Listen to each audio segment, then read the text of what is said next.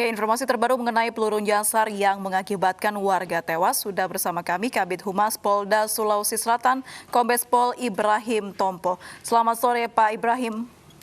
Selamat sore Anissa. Baik, Pak Ibrahim, bagaimana perkembangan penyelidikan kasus peluru nyasar ini? Iya, jadi terkait dengan kejadian ini kami sampaikan dulu bahwa penembakan ini dilatar belakangi dengan adanya beberapa kejadian di mana ada sekelompok warga yang resisten terhadap upaya yang dilakukan oleh personil yang lagi melaksanakan tugas penyelidikan terkait dengan peristiwa pengeroyokan yang terjadi pada hari sebelumnya. Nah, di mana pada saat anggota melaksanakan penyelidikan untuk mencari pelaku pengeroyokan tersebut, ditemui ada kelompok masyarakat yang sedang minum.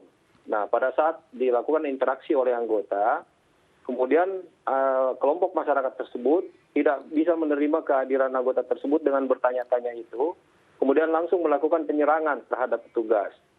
Nah, dengan kondisi ini, akhirnya petugas tersebut berupaya menyelamatkan diri, namun oleh kelompok masyarakat ini tetap dikeroyok, dilempar pakai batu, kayu, kemudian diteriakin maling. Nah, pada saat kondisi itulah akhirnya banyak massa yang semakin turun dan semakin banyak, anggota tersebut semakin terdesak. Nah, dalam keadaan seperti itulah anggota melakukan penembakan dan terjadi penembakan, korbannya kurang lebih sekitar 3 orang. Baik, Pak Ibrahim, anggota kepolisian yang melakukan tembakan peringatan adalah yang dikeroyok atau rekannya yang lain? Jadi pada saat anggota tersebut terdesak, sempat menghubungi rekannya yang melaksanakan penyelidikan waktu itu dan kemudian menginformasikan lagi kepada personil yang lain yang lagi bertugas juga saat itu. Nah, pada saat itulah ada bantuan dari anggota tersebut untuk melaksanakan penyelamatan terhadap anggota yang lagi terdesak ini. Di situ ada beberapa tembakan-tembakan yang timbul diarahkan kepada masyarakat untuk menghalaunya. Nah, termasuk juga penembakan dengan menggunakan flashball. Baik, Pak Ibrahim, jika memang ditunjukkan untuk membubarkan massa dan untuk tembakan peringatan, kemana seharusnya senjata itu mengarah?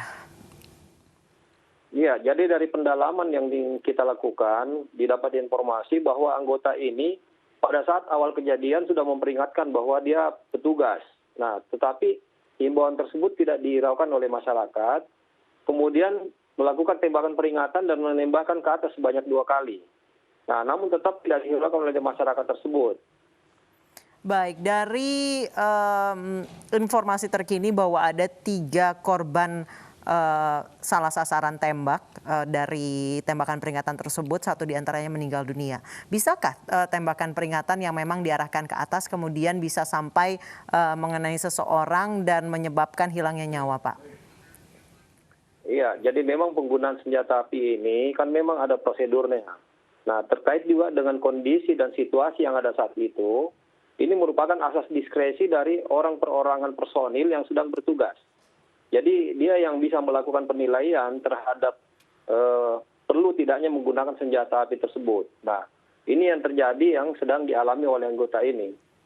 Akankah dilakukan pendidikan lebih lanjut, Pak, mengingat ini menghilangkan nyawa seorang begitu? Benar, jadi kita tetap berusaha untuk seobjektif mungkin, apalagi ini dengan adanya korban jiwa. Nah, dalam pelaksanaan tugas, otomatis semua harus sesuai dengan prosedur. Untuk itu kita telah melakukan penyelidikan dan pemeriksaan terhadap anggota-anggota ini, apakah pada saat mereka melaksanakan tugas ini sesuai dengan prosedur atau tidak. Nah, langkah-langkah yang kita lakukan sekarang sudah melakukan pemeriksaan terhadap 16 personil yang melaksanakan tugas pada malam itu. Kemudian untuk pengamanan awal, karena ini kan semua harus kita perjelas terkait masalah senjata yang sempat ditembakkan, kemudian arahnya dari mana, ini juga harus kita klarifikasi dengan jelas. Untuk itu 10 senjata sudah dilakukan penyitaan untuk nanti rencananya akan kita uji balistik.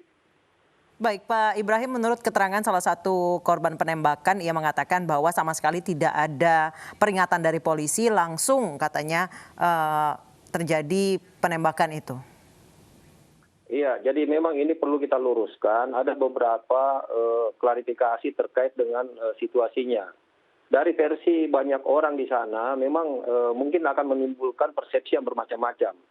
Tetapi pada saat kejadiannya, yang terjadi pada saat awal itu ada sekelompok warga yang melaksanakan minum. Ini yang tahu betul persis peristiwanya. Nah, pada saat dilakukan terjadi permasalahan dengan petugas melarikan diri, kemudian mereka teriak maling. Nah, ini ada beberapa warga yang turun ke tempat itu. Mungkin kalau dari versi mereka diminta keterangannya mungkin akan berbeda lagi. Tetapi seperti yang saya sampaikan tadi, bahwa kondisinya di lapangan itu warga melakukan pengeroyokan terhadap petugas yang sedang melaksanakan tugas. Berarti dalam arti kata lain petugas melakukan pembelaan diri begitu Pak?